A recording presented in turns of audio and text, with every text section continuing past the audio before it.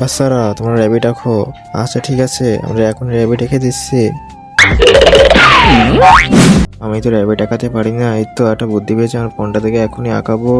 ও ma'am, হ্যাঁ তুমি cheating করছো তো আবার ফোন দেখে? হ্যাঁ, খুব ভালো হয়েছে। আরে আমি তো আঁকাতে পারছি না, এখন আমি কি করব?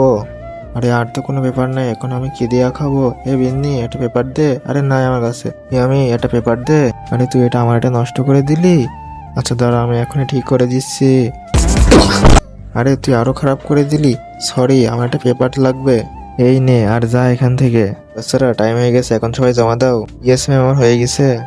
আরে টাইম শেষ হয়ে গেছে, এখন আমি কি করবো? এত একটা বুদ্ধি পেয়েছি।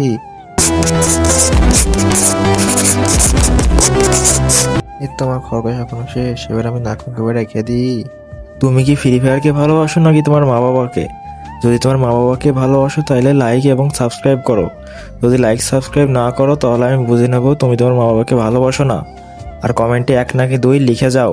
ম্যাম এই দেখেন, আমারও খরগোশ বানানো হয়ে গেছে, দেখেন কেমন হয়েছে, তোমাদের সবার তো ভালো হয়েছে।